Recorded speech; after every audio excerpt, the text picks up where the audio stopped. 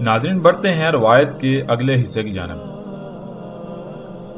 رسول اللہ صلی اللہ علیہ وآلہ وسلم نے کہا، درمیان اس کی آئین کے کتب ہوگا کافر اور پڑھ لے گا اسے ہر مومن، خواہ وہ کتب کرنا جانتا ہو یا کتب کرنا نہ جانتا ہو۔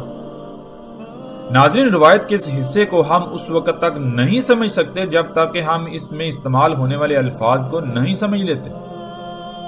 اور اس سے پہلے ایک بات جو واضح کرنا بہت ضروری ہے وہ یہ کہ اس بارے میں اسی ملا طبقے نے لوگوں کو ایک ایسی غلط فہمی کا شکار کیا ہوا ہے کہ کسی کو حقیقت کا علم ہی نہیں، جس کی وجہ سے اکثریت گمراہی کی گھاٹیوں میں چلی گئی۔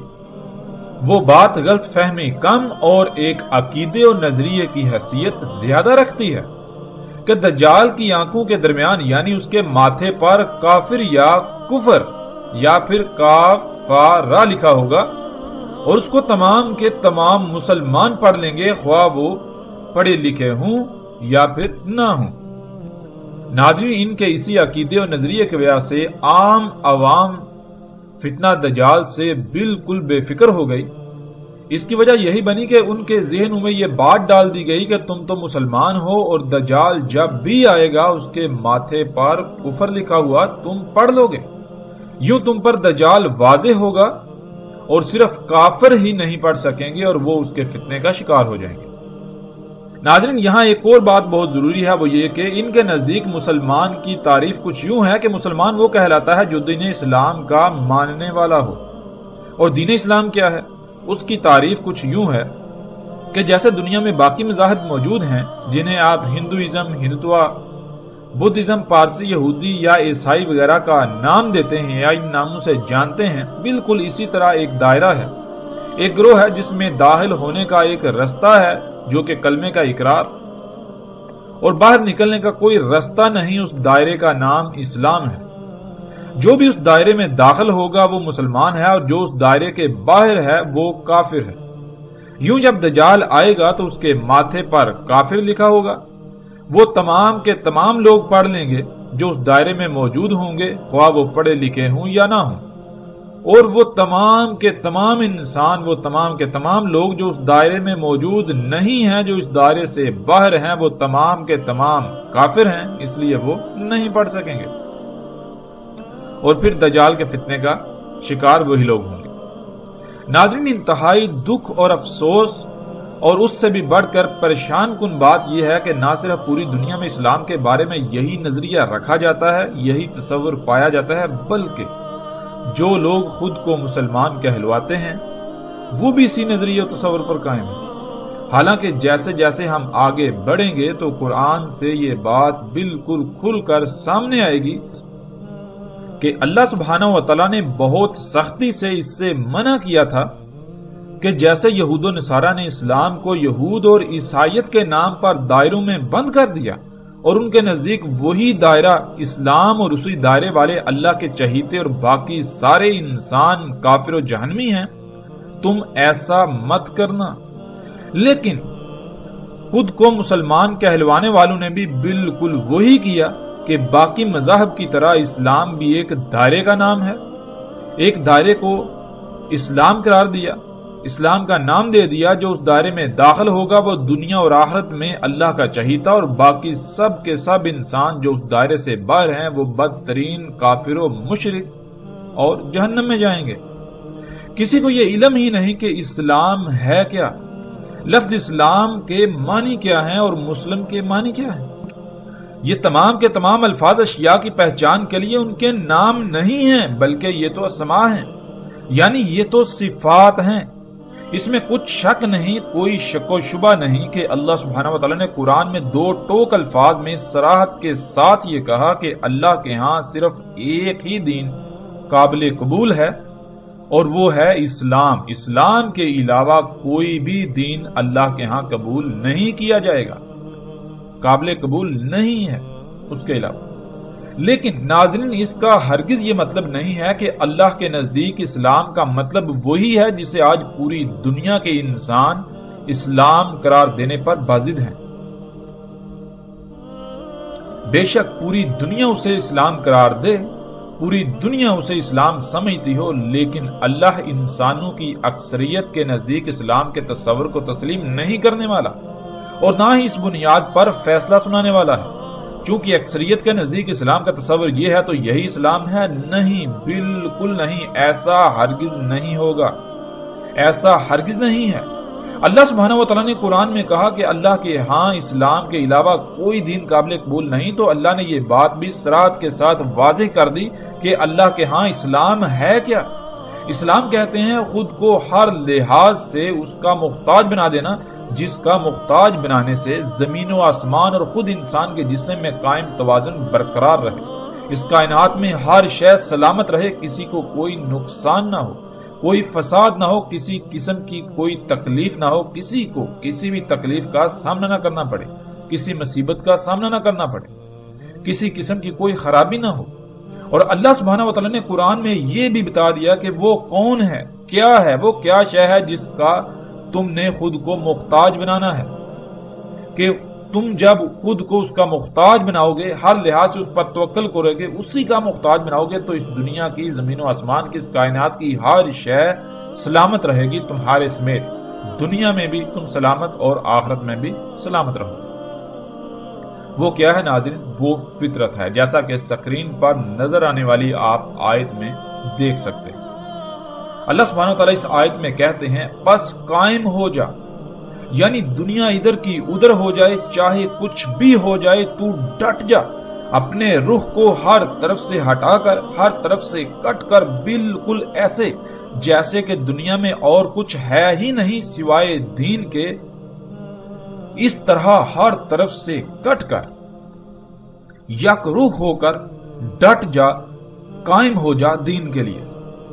دین کیا ہے؟ اس کا جواب بھی ساتھ ہی اللہ سبحانہ و تعالیٰ نے دے دیا کہ دین وہ فطرت تھی، دین فطرت تھی، وہ فطرت جس پر اللہ سبحانہ و تعالیٰ نے انسانوں کو وجود دیا، یعنی جیسے انسان اللہ کے وضع کردہ قانون سے پیدا ہوتے ہیں، وجود میں آتے ہیں، اور اس کے بعد وہ اپنے والدین کے ہر لحاظ سے مکمل محتاج ہوتے ہیں جب تک کہ خود مختار نہ ہو جائیں، بالکل اسی طرح خود کو فطرت کا محتاج بنا دے، چاہے کچھ بھی ہو جائے، فطرت پر ہی انحصار کرنا، فطرت سے ہی اپنی تمام کی تمام ضروریات حاصل کرنا، ہر لحاظ سے فطرت پر توکل کرنا۔ ورنہ اگر اللہ کی خلق میں تبدیلی کی کوشش کی، اپنی مرضیاں، اپنی منمانیاں کرنے کی کوشش کی، یعنی جیسے اللہ نے نظام بنا دیا جس سے مخلوقات وجود میں آتی ہیں، اگر اس میں کوئی بھی رد و بدل کی، تبدیلی کی، تو پھر یہ جان لو کہ تبدیلی ہے ہی نہیں اللہ کی خلق کے لیے، یعنی اللہ کی خلق تبدیلی کی متحمل ہی نہیں ہے۔ تبدیلی کرنے سے اس میں بگاڑ پیدا ہوگا، اس میں فساد ہوگا، سب کچھ درہم برہم ہو جائے گا، کوئی شے بھی سلامت نہیں رہے گی، ہر شے عیب دار ہو جائے گی۔ وہی اصل دین ہے، وہ دین جس پر قائم ہونا ہے، جس پر ڈٹنا ہے، جس کی موجودگی اللہ کے قانون کے عین مطابق، اس کے علاوہ کچھ بھی قابل قبول نہیں ہے، خواہ وہ کچھ بھی ہو، وہ قابل قبول نہیں ہے، خواہ اسے تم کچھ بھی نام دے لو، خواہ تم اسے اسلام کا نام دے لو۔ اور لیکن انسانوں کی اکثریت کو اس کا علم ہی نہیں، وہ یہ جانتی ہی نہیں، کیونکہ وہ غور و فکر نہیں کرتے، جس وجہ سے انہیں یہ علم ہی نہیں کہ اصل دین فطرت ہے، فطرت پر قائم ہونا ہے، ہر طرف سے کٹ کر فطرت پر انحصار کرنا ہے، فطرت پر قائم ہونا ہے۔ وہ اس بات کو بھولے کے بھولے ہی ہیں جو ان کو بھلا دیا گیا تھا۔ ناظرین، فطرت کہتے ہیں اللہ سبحانہ وتعالیٰ نے جیسے اور جن قوانین کے تحت تمام کی تمام مخلوقات کو خلق کر کے جس مقام پر رکھ دیا، جس مقام پر رکھ دیا، جس لائن پر لگا دیا، سب کی سب مخلوقات اسی پر قائم ہوتے ہوئے، اسی پر قائم رہتے ہوئے اپنی اپنی ذمہ داری پوری کریں، جس سے تمام کی تمام مخلوقات کی نہ صرف تمام کی تمام ضروریات بھی پوری ہوں گی، وہ وجود میں آئیں گی، بلکہ سب کی سلامتی اور بقا بھی اسی سے مشروط ہوگی۔ بالکل اسی طرح انسان نے بھی خود کو انہی حدود کے اندر رکھنا تھا، انہی حدود کے اندر رکھنا ہے جن کا تعین اللہ سبحانہ و تعالیٰ نے کر دیا، اسی لائن پر قائم ہونا ہے، اسی ذمہ داری کو پورا کرنا ہے جس کے لیے اسے وجود میں لایا گیا، ہر لحاظ سے خود کو اسی کا محتاج بنانا ہے، یعنی فطرت کا محتاج بنانا ہے، خود سے اپنی مرضی سے کچھ بھی نہیں کرنا، اپنی تمام تر ضروریات اسی نظام سے حاصل کرنی ہے جو اللہ نے وضع کر دیا، یعنی تمام کی تمام مخلوقات اپنی اپنی لائن پر قائم رہتے ہوئے اپنی اپنی ذمہ داری پوری کریں گی تو انسان سمیت تمام کی تمام مخلوقات کی تمام تر ضروریات وجود میں آئیں گی۔ جیسے انسان کی تمام ضروریات جس میں سفر کے ذرائع ہیں، سفر کے لیے اللہ سبحانہ و تعالیٰ نے انسان کے لیے اس کی ضرورت کو پورا کرنے کے لیے اسی نظام سے گدھے گھوڑے اونٹ وغیرہ خلق کیے، کھانے کے لیے فصلیں پھل سبزیاں وغیرہ خلق کی۔ ناظرین، جب تک کوئی خود کو فطرت پر قائم نہیں کر لیتا وہ دنیا و آخرت میں خسارے و ہلاکت کا شکار ہوگا، خواہ وہ دنیا میں کسی بھی لفظ سے پکارا یا جانا جاتا ہو، مسلمان، ہندو، یہودی، عیسائی یا کچھ بھی۔ یہ تمام کے تمام دائرے انسانوں کے بنائے ہوئے ہیں، اللہ کے نہیں، اور انسانوں کے لگائے ہوئے داروں کی بنیاد پر اللہ اپنے فیصلے نہیں کرے گا۔ کوئی بھی انسان اپنی ذات میں اللہ کا چہیتا نہیں ہے، کوئی گروہ اللہ کا چہیتا نہیں ہے۔ اللہ سبحانہ و تعالیٰ رنگ، نسل، کسی گروہ، کسی فرقے کی بنیاد پر فیصلہ نہیں کرتا۔ اللہ سبحانہ و تعالیٰ کے ہاں اگر کسی قسم کی کوئی تقسیم ہے تو وہ صرف اور صرف ایک ہی، اور وہ ہے تقوی کی بنیاد پر۔ اللہ سبحانہ و تعالیٰ نے بالکل کھول کر واضح کر دیا کہ اسلام کیا ہے، یعنی تم انسانوں سمیت تمام کی تمام مخلوقات کی سلامتی اسی میں ہے کہ اللہ نے جیسا اور جس مقصد کے لیے تمہیں خلق کیا بالکل ویسے ہی رہو، اسی مقصد کو پورا کرو، یعنی ہر طرف سے کٹ کر مکمل طور پر فطرت پر قائم ہو جاؤ۔ یہی اصل دین ہے۔ فطرت پر قائم ہونے سے ہی سلامتی ہے جسے اسلام کہا گیا۔ اگر کوئی فطرت پر قائم ہے، خواہ دنیا میں اسے لوگ ہندو، عیسائی، یہودی یا کسی بھی لفظ سے جانتے یا پکارتے ہوں، وہ اللہ کے قانون میں مومن ہے۔ اور جو فطرت پر قائم ہونے کی بجائے فطرت کے مقابلے پر مصنوعی اشیاء پر توکل کریں گے، جو مصنوعی اشیاء پر توکل کرتے ہیں، انہی مشینوں پر توکل کرتے ہیں، انہی مشینوں پر توکل کریں گے، وہ اپنے نام کے ساتھ خواہ کتنا ہی بڑا اور کتنا ہی موٹا مسلم یا مومن کیوں نہ لکھوا لیں، وہ اللہ کے قانون میں بدترین مشرک ہیں۔ یہودی، عیسائی، ہندو، بدھ مت اور مسلم لفظ کی بنیاد پر قطعاً کوئی فیصلہ نہیں ہوگا۔ ناظرین، فطرت کیا ہے گزشتہ ایک ساتھ میں بھی بہت ہی تفصیل کے ساتھ مختلف پہلوؤں سے بات کی جا چکی، اور ہم نے کوشش کی کہ مختصراً اور مزید الگ پہلو سے بھی یہاں بات کر دی جائے، تو وہ بھی ہم کر چکے تاکہ کسی کو کسی بھی قسم کا کوئی ابہام یا شک و شبہ نہ رہے۔ اب ناظرین آتے ہیں واپس اسی موضوع کی طرف کہ دجال کی آئین کے درمیان کافر کتب ہوگا جسے ہر مومن غور و فکر کر کے جان لے گا، خواہ وہ لکھنا جانتا ہو یا نہ جانتا ہو۔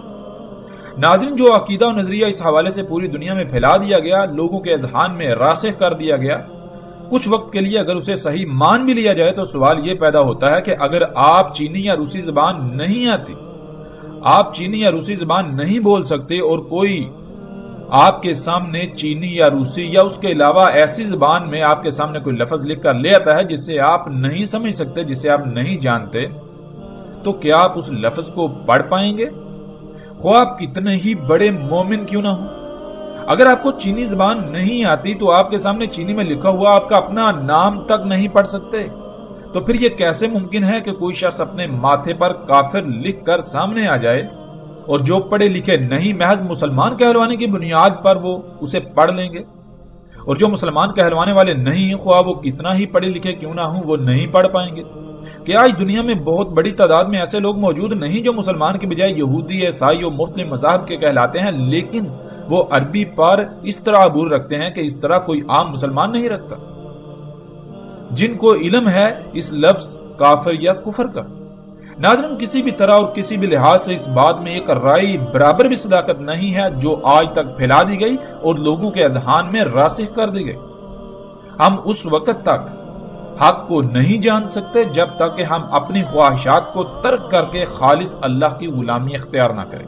اس روایت میں جو بات کی گئی اس کو اس وقت تک جاننا ناممکن ہے جب تک کہ آپ کو عربی کی اہمیت و حیثیت کا علم نہ ہو جائے۔ عربی دنیا کی باقی زبانوں کی طرح محض بول چال، ایک دوسرے کو مخاطب کرنے یا اشیاء کی پہچان کے لیے الفاظ کے مجموعے کا نام ہرگز نہیں ہے۔ اس بات کا اندازہ آپ اس سے بھی لگا سکتے ہیں کہ دنیا میں ہزاروں نہیں بلکہ لاکھوں زبانیں بولی جاتی تھی جن میں عربی کو کوئی خاص حیثیت حاصل نہیں تھی۔ عربی سے بڑی بڑی زبانیں دنیا میں موجود تھی۔ دنیا میں اس وقت عالمی سطح پر لاطین کا بول بالا تھا، بالکل ایسے ہی جیسے آج انگلش کا ہے۔ تو اس کے باوجود قرآن کو عربی میں ہی کیوں اتارا گیا؟ جبکہ ہم جانتے ہیں آج بھی دنیا میں سب سے زیادہ بولی جانے والی زبان عربی نہیں ہے بلکہ انگلش، چینی، ہندی، اردو، فرینچ اور اسپانش وغیرہ ہیں۔ تو کیوں نہ اس بات کا خیال رکھتے ہوئے اللہ سبحانہ و تعالیٰ نے قرآن کو ان میں سے کسی زبان میں نازل کیا، یا کم از کم باقی زبانوں میں تراجم ہی اتار دیے جاتے؟ کیا اللہ کو اس بات کا علم نہ تھا؟ اور اگر اللہ کو اس بات کا علم تھا تو علم کے باوجود اللہ نے اگر تراجم نہ اتارے تو کیا اللہ تراجم اتارنے پر قادر نہ تھا؟ اور اگر قادر تھا، جو کہ اللہ قادر ہے، تو اس کے باوجود اللہ نے تراجم نہیں اتارے، تو کیا کبھی ہم نے اس بات میں غور کیا، اس بات پر غور کیا کہ آخر اس کی وجہ کیا ہے؟ ناظرین، آج دنیا میں جسے عربی کہا جاتا ہے اس کا عربی کے ساتھ کسی قسم کا کوئی تعلق نہیں۔ اس کی حیثیت و حقیقت بالکل ایسے ہی ہے جیسے بازار میں اصل کے مقابلے پر اسی رنگ و روپ میں کوئی نقل آ جائے۔ اور یہی وجہ ہے کہ عرب گھرانوں میں پیدا ہونے والے، خود کو عربی پر مہارت رکھنے والے بڑے بڑے عرب دان ہونے کے دعوے دار بھی قرآن میں استعمال ہونے والے الفاظ کے سامنے بے بس نظر آتے ہیں۔ ناظرین، اب آتے ہیں اس روایت میں رسول اللہ صلی اللہ علیہ وآلہ وسلم کے الفاظ کی حقیقت کی طرف۔ ہم اس وقت تک روایت کے اس حصے کو نہیں سمجھ سکتے جب تک کہ ہم اس میں استعمال ہونے والے الفاظ کو نہ جان لیں، جیسے کہ لفظ کتب، اقرا اور مومن۔ سب سے پہلے ہم آتے ہیں لفظ کتب کی طرف، اسی سے کتاب بنا ہے۔ ناظرین، اصل اور بنیادی مسئلہ یہ ہے کہ ہر کوئی اپنا اپنا دائرہ لگا کر اسی دائرے کو کل تصور کیے ہوئے ہے۔ اللہ کیا ہے؟ ہر کسی کے نزدیک اللہ کے بارے میں الگ الگ نظریہ و عقیدہ ہے، الگ الگ تصور ہے۔ اگر کوئی اللہ کے بارے میں کسی دائرے والوں کے عقیدے اور نظریے کا انکار کرتا ہے تو اس دائرے میں قید لوگ ان کے اس نظریے و عقیدے کے انکار کو اللہ کی ذات کا انکار قرار دیتے ہیں۔ حالانکہ حقیقت تو یہ ہوتی ہے کہ انکار اللہ کا نہیں بلکہ اللہ کے بارے میں ان کے خود ساختہ نظریے و عقیدے کا ہوتا ہے، اور وہ لوگ اپنے عقیدے کے انکار کو اللہ کا انکار قرار دیتے ہیں، گویا کہ اللہ ان کے عقیدے کا نام ہے، اور ہر ایک کے لیے لازم ہے کہ ان کے عقیدے کو اپنائے۔ اس سے باہر اگر نکلے گا تو وہ عقیدے سے باہر نکلنا نہیں، عقیدے کا انکار نہیں، عقیدے کا رد نہیں بلکہ اللہ کا انکار ہوگا۔ سادہ اور آسان بات تو یہ ہے کہ ان لوگوں کا کہنا یہ ہے کہ جو ہماری عقل میں ہے، جو ہماری عقل میں آئے وہی حق ہے، وہی کل ہے، جو ہماری عقل سے باہر ہے، جو ہماری عقل میں نہیں آتا اس کا کوئی وجود ہی نہیں، اور باقیوں پر یہ بات لازم ہے کہ وہ ہماری سوچوں، ہماری فکروں کے پابند ہو جائیں، پابند بنیں۔ وہ ہماری سوچوں فکروں کے پابند ہیں، وہ بھی انہی کی طرح اسی میں قید ہو جائیں۔ ناظرین، اسی وجہ سے آج ہر کسی کے ذہن میں یہ بات ڈالنے کی پوری کوشش کی گئی کہ دجال ایک شخص ہوگا اور اس کے ماتھے پہ عربی رسم الخط میں کافر یا کفر لکھا ہوگا، جسے ہر وہ شخص پڑھ لے گا جو خود کو مسلمان کہلوانے والا ہے، خواہ وہ پڑھا لکھا ہو یا نہ ہو۔ اور اسی وجہ سے عربی کے الفاظ کو اپنی اپنی عقل کے مطابق ڈال کر ایسے ایسے عقائد کو پروان چڑھایا گیا کہ جس سے اکثریت گمراہی کی گھاٹیوں میں چلی گئی۔ ناظرین، لفظ کتب، اس کے معنی کیا ہے؟ اس کا سب سے جامع ترین معنی یہ ہے کہ علم کا کسی بھی شکل و صورت میں اس طرح وجود ہونا کہ اسے وہاں سے حاصل کیا جا سکے۔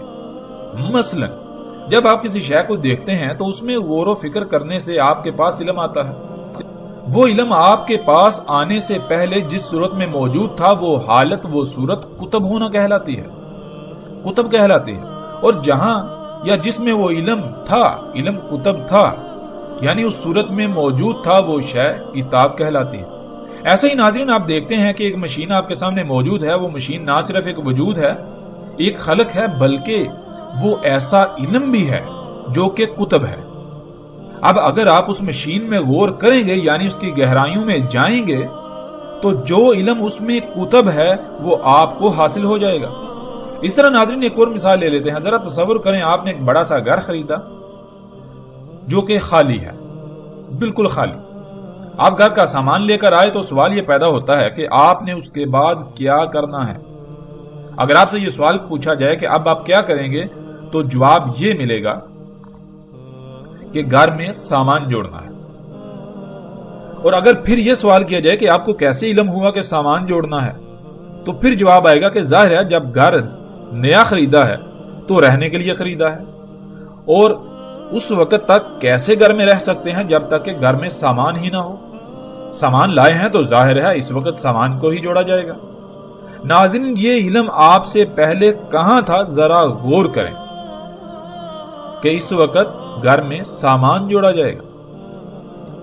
ناظرین اسی طرح اگر آپ گھر میں سامان جوڑ رہے ہوں اور اچانک گھر میں آگ لگ جائے تو کیا آپ سامان کو ہی جوڑیں گے یا پھر پہلے آگ بجھائیں گے؟ تو پھر جواب یہ ہوگا کہ ظاہر ہے پہلے آگ بجھائیں گے ورنہ سب کچھ جل کر راکھ ہو جائے گا۔ تو ناظرین پھر وہی سوال کہ غور کریں، آپ نے کہا کہ پہلے آگ بجھائیں گے ورنہ سب کچھ جل کر راکھ ہو جائے گا، تو یہ علم آپ کے پاس کہاں سے آیا؟ جہاں وہ علم آپ کے پاس آنے سے پہلے موجود تھا اس حالت کو اسے کتب ہونا کہتے ہیں۔ آگ کیا ہے؟ اس کا علم صرف آگ ہی میں کتب ہے۔ آپ اس وقت تک نہیں جان سکتے جب تک کہ آپ آگ کو اقرا نہیں کر لیتے، یعنی اس میں غور کر کے یہ نہیں جان لیتے کہ آگ میں کیا علم موجود ہے۔ جیسے ایک بچہ جو آگ سے ناشنا ہوتا ہے وہ پہلی بار جب آگ کے قریب جائے گا تو اس سے نہیں علم کہ آگ کیا ہے، وہ بغیر کسی خوف و خطر کے آگ کو چھو لے گا، لیکن اس کے بعد آئندہ وہ آگ کے قریب بھی نہیں جائے گا کیونکہ اس سے علم ہو گیا کہ آگ جلاتی ہے جس سے جلنے کی تکلیف ہوتی ہے۔ تو ناظرین وہ علم جو پہلے اس بچے کے پاس نہیں تھا، اس کے پاس آنے سے پہلے وہ علم کہاں تھا؟ اس حالت کو اسے کتب کہتے ہیں۔ ہم موجودہ دور کی اشیاء ہی کی ایک مثال لے لیتے ہیں۔ مثال کے طور پر ناظرین جب آپ اپنے کمپیوٹر یا موبائل میں کچھ لکھتے ہیں یعنی کتب کر رہے ہوتے ہیں تو کیا آپ وہ قلم اور سیاہی سے کتب کر رہے ہوتے ہیں؟ اور کیا وہ کاغذ کے اوراق پر کتب ہو رہا ہوتا ہے اور پھر کسی ایسی کتاب کی شکل میں محفوظ ہوتا ہے جسے آپ کتاب کہتے ہیں یعنی کاغذات کے اوراق؟ نہیں، بالکل نہیں، بلکہ وہ تو کمپیوٹر کے اس حصے میں کتب ہو رہا ہوتا ہے جسے آپ ہارڈ ڈسک کا نام دیتے ہیں۔ جس میں علم کتب ہو وہ عربی میں کتاب کہلاتی ہے۔ آپ جب اپنے کمپیوٹر میں کچھ کتب کرتے ہیں تو وہ کہاں پر کتب ہوتا ہے، کہاں پر جا کر محفوظ ہوتا ہے وہ آپ جانتے ہیں، اسے آپ ہارڈ ڈسک کا نام دیتے ہیں، لیکن عربی میں اسے ہارڈ ڈسک نہیں بلکہ کتاب کہا جائے گا، عربی میں اسے کتاب کہتے ہیں۔ اب ناظرین اگر وہ کتاب جس میں علم کتب ہوا وہ آپ کے سامنے لائی جائے یعنی وہ ہارڈ ڈسک آپ کے سامنے لا کر رکھی جائے تو کیا آپ اسے اقرا کر لیں گے یعنی پڑھ لیں گے؟ آپ یہ جان لیں گے کہ اس میں کون سا علم موجود ہے، کون سا علم اس میں کتب ہے جسے آپ ہارڈ ڈسک کہتے ہیں؟ اس میں کیا علم کتب ہے؟ نہیں نا، کیونکہ آپ میں یہ جاننے کی صلاحیت ہی نہیں کہ اس میں کیا کتب ہے۔ اس میں جو کتب ہے اسے جاننے کی صلاحیت کمپیوٹر میں ہے۔ ناظرین یہ ہے کتب کا معنی اور کتاب کیا ہے یہ بھی ہم پر واضح ہو گیا۔ اللہ سبحانہ وتعالی نے قرآن میں اس کائنات کو، زمین و آسمانوں کو کتاب کہا اور ان میں موجود تمام کی تمام مخلوقات کو اس کتاب کی آیات کہا۔ جب آپ پر یہ بات واضح ہو گئی کتب کیا ہے اور کتاب کسے کہتے ہیں تو پھر آپ پر یہ بات بالکل واضح ہو جائے گی کہ اس کائنات کو اللہ نے کتاب کیوں کہا۔ اللہ نے جس علم سے اس کائنات کو خلق کیا، تمام کی تمام مخلوقات کو خلق کیا، جیسے نظام چلا رہے ہیں وہ سب کا سب علم انہی مخلوقات میں، انہی کے اندر موجود ہے جسے عربی میں کتب ہونا کہا جاتا ہے۔ ناظرین جب علم کتب ہوتا ہے تو اس کتب علم کو غور و فکر کر کے جس میں وہ علم کتب ہے اس کی گہرائی میں جا کر اس علم کے حصول کو عربی میں اقرا کہتے ہیں۔ گھر میں سامان جوڑنے کے دوران آگ لگ گئی تو پہلے آگ بجھائیں گے، حالانکہ کسی نے بھی آپ کو نہیں کہا بلکہ آپ نے خود جان لیا۔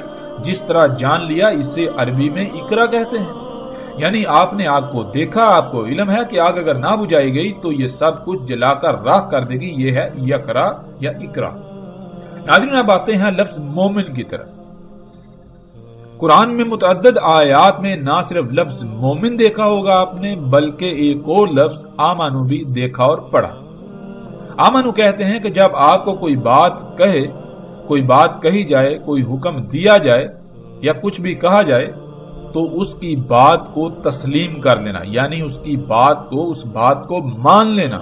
اور مومن کہتے ہیں جو اس بات کو مان کر، یعنی آپ سے کہی ہوئی بات کو مان کر اس پر عمل کرنا۔ یہیں پر آپ مومن اور مسلم میں فرق بھی جان سکتے ہیں۔ مومن تو آپ پر واضح ہو گیا کہ جو بھی حکم دیا جائے اسے مان کر اس پر عمل کرنا، اور مسلم کہتے ہیں جو حکم دیا گیا، جو بات کہی گئی، اس کے آگے سرنڈر کر دینا، اس پر عمل کرنا۔ ناظرین بظاہر مومن اور مسلم میں ایک ہی معنی نظر آتا ہے، لیکن ایک چھوٹا سا فرق ان دونوں الفاظ میں زمین و آسمان کے فاصلے پیدا کر دیتا ہے۔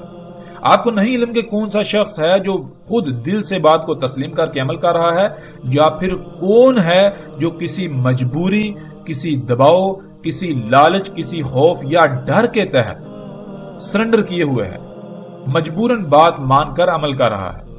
جو بغیر کسی خوف، دباؤ، لالچ اور ڈر وغیرہ کے بات کو دل سے تسلیم کر کے عمل کرتا ہے، وہ مومن کہلاتا ہے۔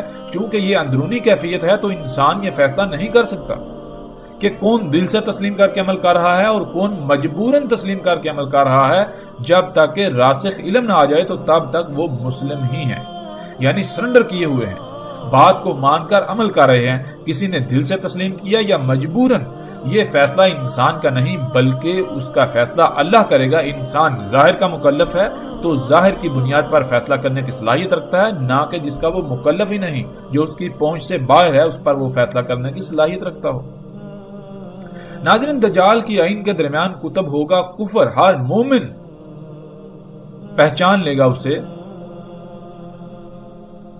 دجال کی آئین کیا ہے یہ ہم گزشتہ ایک ساتھ میں تفصیل کے ساتھ جان چکے، جو کہ تمام کے تمام دیکھنے کے آلات ہیں، جنہیں کیمروں سمیت دیکھنے کے مختلف آلات کا نام دیا جاتا ہے۔ ناظرین ان آلات سے جو کچھ بھی آج آپ کے سامنے لایا جاتا ہے، آپ کو دعوت دی جاتی ہے، وہ سارے کا سارا اللہ کے ساتھ کفر ہے۔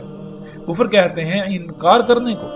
مثلا جب اللہ نے حکم دیا کہ ہر طرف سے کٹ کر مکمل طور پر یک رخ ہو کر فطرت پر قائم ہو جاؤ، تو دیکھیں کہ جو دجال کے دیکھنے کے آلات کے ذریعے آپ کے سامنے لایا جاتا ہے وہ فطرت ہے یا پھر فطرت کے مقابلے میں اس کی ضد، فطرت کا کفر، اللہ کے حکم کا انکار۔ ناظرین مومن کیسے دجال میں کتب کفر کو پڑھ لے گا، کیسے پہچان لے گا؟ یہ بات بالکل واضح ہو جاتی ہے۔ اگر آپ مومن ہیں یعنی آپ اللہ کی اطاعت کرتے ہیں، اللہ نے جو بھی حکم دیا، جو بھی بات کہی، اسے دل سے تسلیم کر کے اس پر عمل کرتے ہیں، تو دجال میں کتب کفر یعنی اللہ کی ہدایات، اللہ کے احکامات کے انکار کو بالکل واضح پہچان سکتے ہیں، بالکل بھی مشکل نہیں ہے اس کے پہچاننے میں۔ اور دوسری بات یہ کہ دجال کی آئین کے درمیان یعنی ماتھے پر کافر کتب ہوگا۔ ناظرین ماتھا پورے وجود میں سب سے واضح ترین مکان کو کہتے ہیں، جسے ہر کوئی دیکھ سکتا ہے۔ دجال میں کتب کفر جس کی وجہ سے یعنی اس کو اپنا رب بنانے والا کافر ہوگا، اللہ کے احکامات کا انکاری ہوگا، وہ اتنا واضح ہوگا، دجال کا کفر اتنا واضح ہوگا کہ ہر کسی کو نظر آ رہا ہوگا، لیکن اقرا وہی کر سکے گا، یعنی اس کفر کو وہی پہچان سکے گا، اس کا اسے ہی علم ہوگا جو مومن ہوگا، یعنی جو دنیا میں زندگی اس طرح گزارے گا کہ جیسے اللہ نے اس سے حکم دیا، اللہ کے احکامات کو دل سے تسلیم کر کے ان کے اوپر عمل کرنے والا ہوگا۔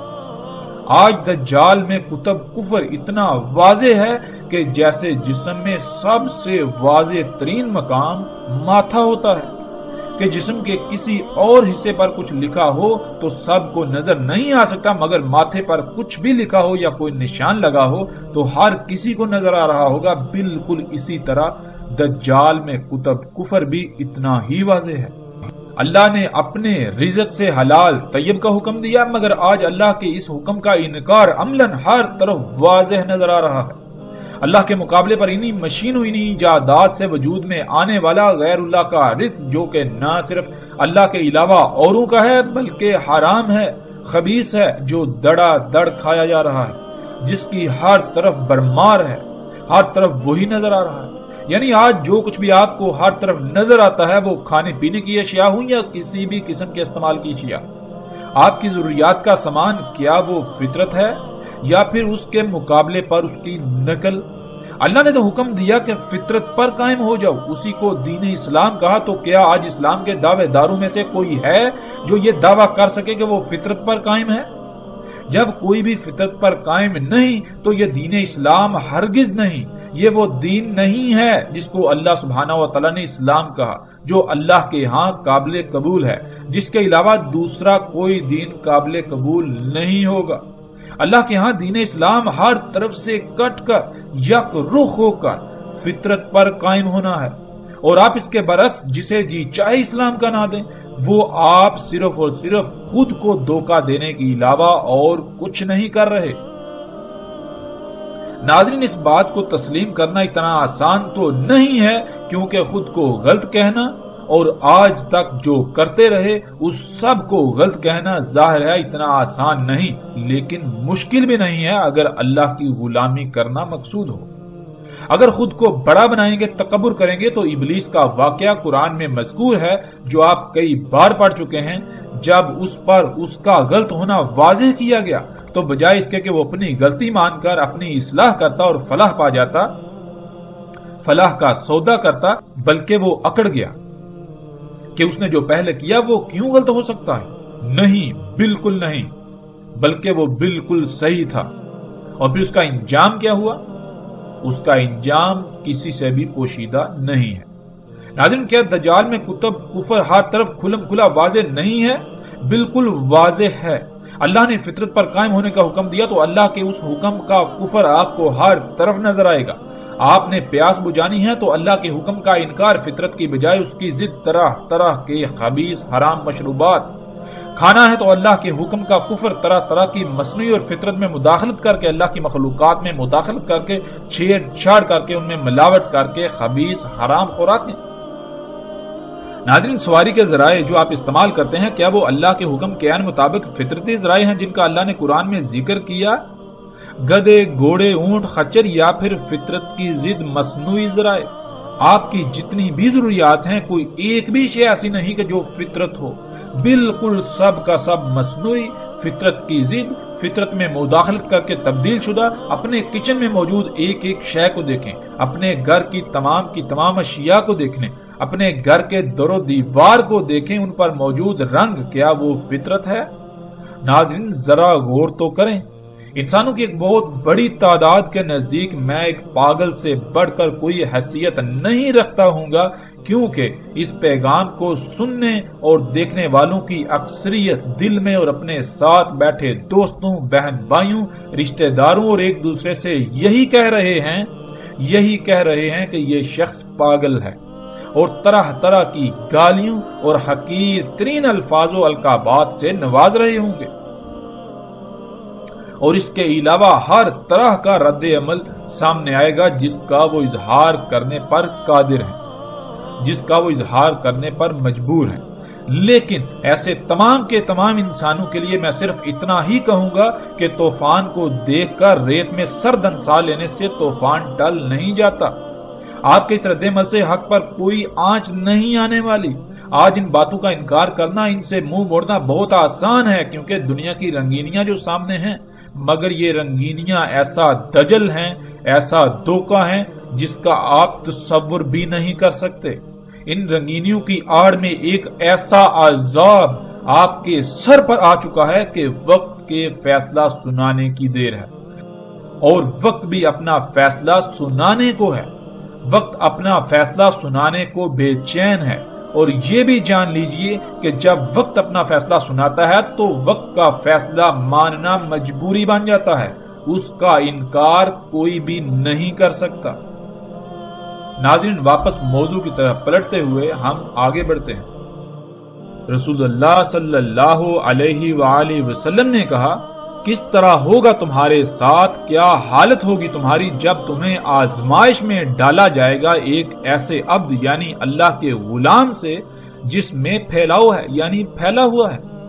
تحقیق مسخر کی گئی اس کے لیے انہار الارض، یعنی جیسے انسان کے جسم میں خون کی شریانیں ہوتی ہیں، بالکل اسی طرح زمین میں ایسی شریانیں ہیں جن میں زمین کا خون گردش کرتا ہے، انہیں انہار الارض کہا جاتا ہے، اور اس کے یعنی زمین کے ثمرات مسخر کیے گئے اس کے لیے۔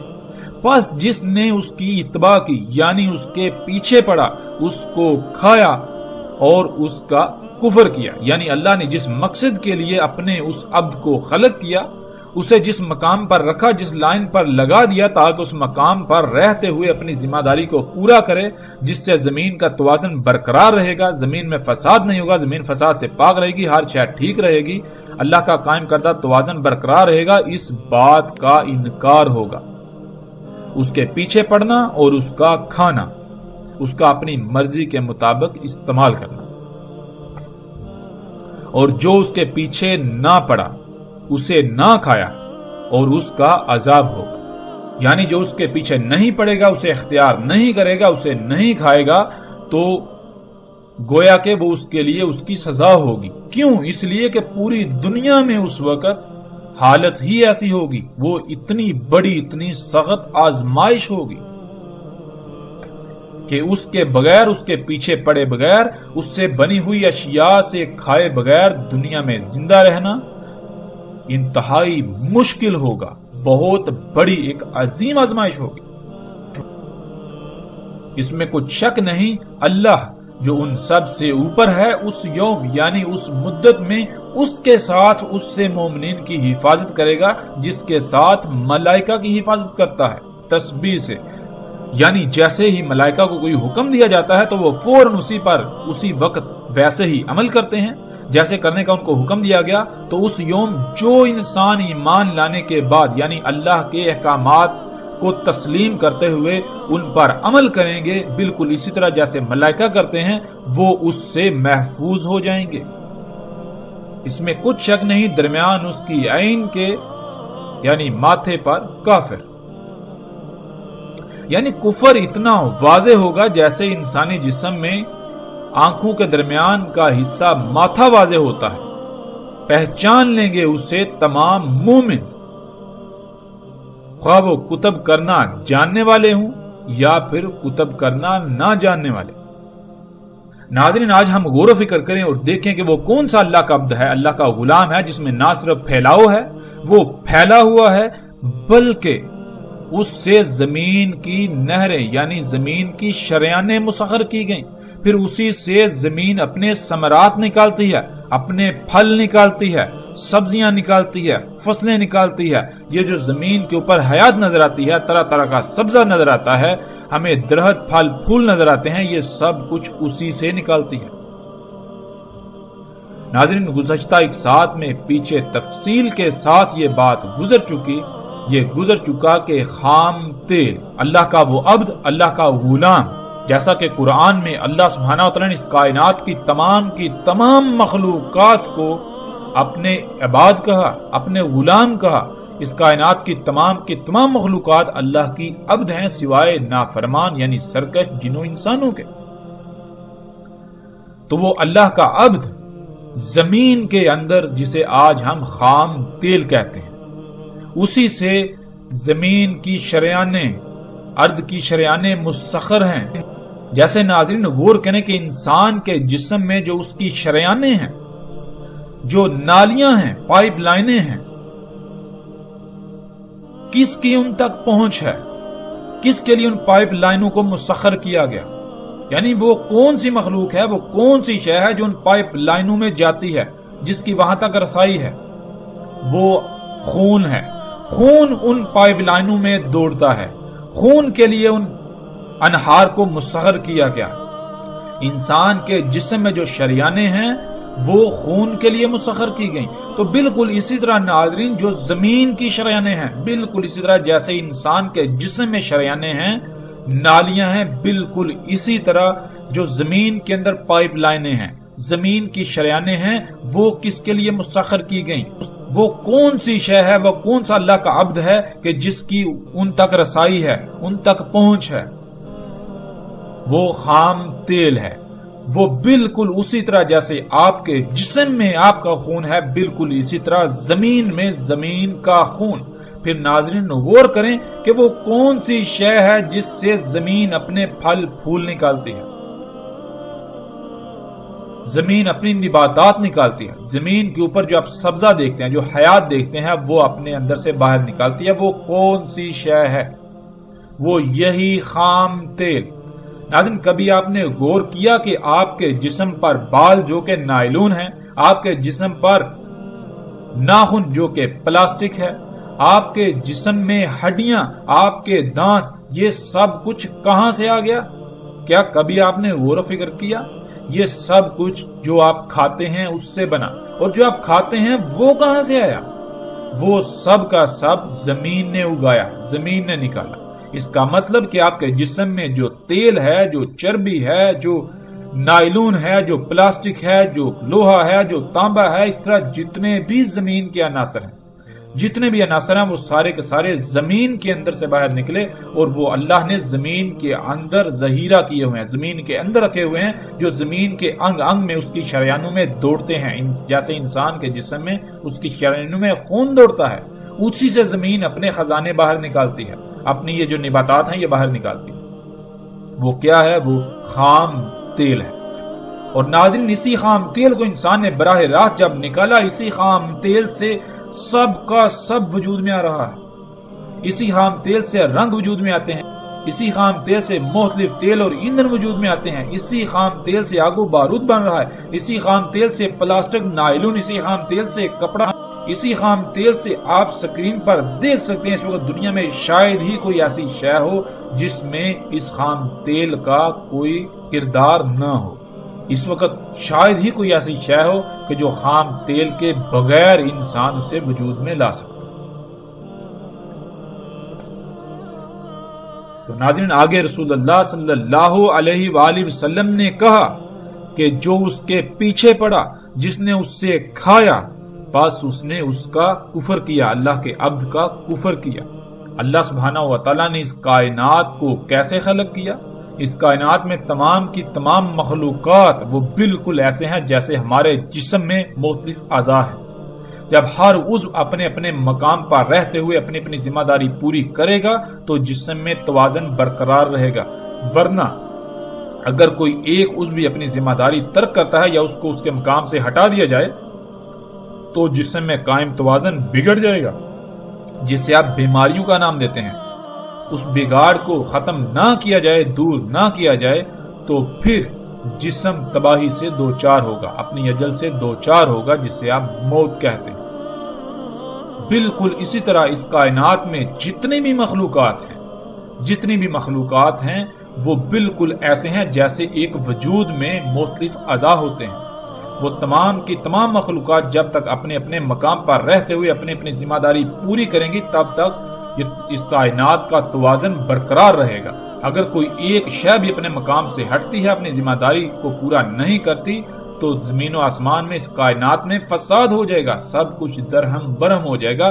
تو جو اس کے پیچھے پڑیں گے، اس سے کھائیں گے، اسے اختیار کریں گے، جو اس کی اتباع کریں گے، اس کے پیچھے پڑیں گے، تو وہ اس بات کا کفر کریں گے کہ اللہ نے اسے کسی نہ کسی مقصد کے لیے خلق کیا تھا، کہ اس کو اگر ہم چھیڑیں گے تو کائنات میں فساد ہوگا، کچھ بھی نہیں ہوگا۔ وہ انکار کر دیں گے اس بات کا کہ کوئی فساد نہیں ہوتا، کوئی کچھ نہیں ہوتا، ہماری مرضی، ہم جیسے جی چاہے استعمال کریں، کچھ بھی نہیں ہوگا۔ اور پھر آگے رسول اللہ صلی اللہ علیہ وآلہ وسلم نے کہا کہ جو اس کے پیچھے نہ پڑا، جس نے خود کو بچا لیا، جس نے اسے نہ کھایا، اور اس کا عذاب ہوگا، یعنی اس کی سزا ہوگی۔ مطلب یہ کہ ناظرین آج جب آپ غور کریں تو پوری دنیا میں فطرت کے مقابلے پر نقل دنا رہی ہے، جس کو رسول اللہ نے دجال کہا۔ تو ایسے میں آپ غور کریں کہ اگر اس کے بغیر، اس کے پیچھے پڑے بغیر آپ دنیا میں زندگی گزارنا چاہیں تو کیا وہ آسان ہے؟ ذرا غور تو کریں۔ اگر آپ اپنی ضروریات کو پورا کرنے کے لیے اس وقت فطرت پر انحصار کرتے ہیں تو کیا حالت ہوگی، جو کہ رسول اللہ صلی اللہ علیہ وسلم نے کہا کہ تمہاری کیا حالت ہوگی، کیا ہوگا تمہارے ساتھ جب تمہیں آزمائش میں ڈالا جائے گا ایک عبد کے ساتھ، ایک عبد سے۔